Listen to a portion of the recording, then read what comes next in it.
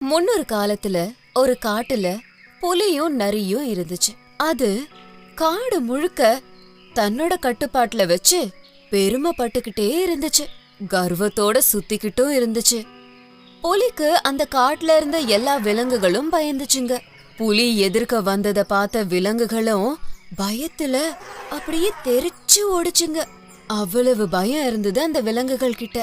இவ்வளவு கம்பீரமா இருக்கிற புலிய பார்த்த ஒரு நரி மனசுக்குள்ள பொறாமப்பட்டுக்குச்சு.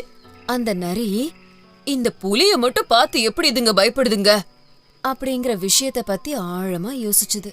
அப்போ அதுக்கு ஒரு யோசனை வந்துச்சு. மற்ற விலங்குகள் புலிய பார்த்து பயப்படுறதுக்கு காரணம் அதோட உடம்புல இருக்கிற ரோமங்கள் அப்படின்னு நினைச்சுது. அதுக்கப்புறம் அந்த நரி ஒரு முடிவுக்கு வந்துச்சு. அந்த முடிவு எடுத்து முடிச்சதும் அந்த நரி நேரா ஒரு கொல்லங்கிட்ட வந்துச்சு. புலிக்கு இருக்க மாதிரி எனக்கு உடம்பெல்லாம் கோடு போடு அப்படின்னு கேட்டுச்சு. அதுக்கு அந்த கொல்லன் ஒரு இரும்பு துண்டை எடுத்து செவக்க செவக்க காய்ச்சு நரியோட முதுகு மேல தேய்க்க ஆரம்பிச்சான். ஒரு கோடு போடுறதுக்குள்ள அந்த நரி வலியால துடிச்சு போச்சு. வலி தாங்க முடியாம அந்த நரி கொல்லன் கிட்ட, எனக்கு உடம்பு முழுக்க கோடு வேணும், ஆனா வலி வேண்டாம், ஏதாச்சும் ஒண்ணு பண்ண அப்படின்னு கேட்டுச்சு.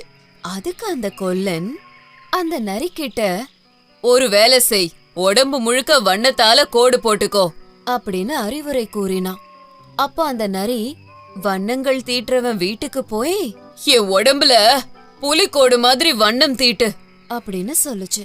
அதுக்கு அந்த வண்ணம் தீட்டுறவனும் புலி மாதிரியே அந்த நரி மேல கோடுகளை வரைஞ்சான். அந்த கோடுகளை பார்த்த நரி ரொம்ப சந்தோஷப்பட்டுச்சு. இப்ப நம்ம கூட பாக்குறதுக்கு ஒரு புலி மாதிரியே இருக்கோன்னு நினைச்சு ரொம்ப சந்தோஷப்பட்டுச்சு. அப்புறம் காட்டுக்குள்ள போய் புலி மாதிரி உரும்புறோம் நினைச்சு பெருசா ஊளையிட்டுது. விசித்திரமா இருந்த அந்த குரலை கேட்ட மற்ற விலங்குகள் பயந்து ஓடுறதுக்கு பதிலா அந்த நரி கிட்ட போய் அத அப்படியே சூழ்ந்து நின்னு ஆச்சரியமா பாத்துச்சுங்க. ஆனா திடீர்னு மழை பெய்ய ஆரம்பிச்சிடுச்சு. அதோட நரியோட முதுகுல இருந்த சாயமும் நல்லா வெளுக்க ஆரம்பிச்சிடுச்சு.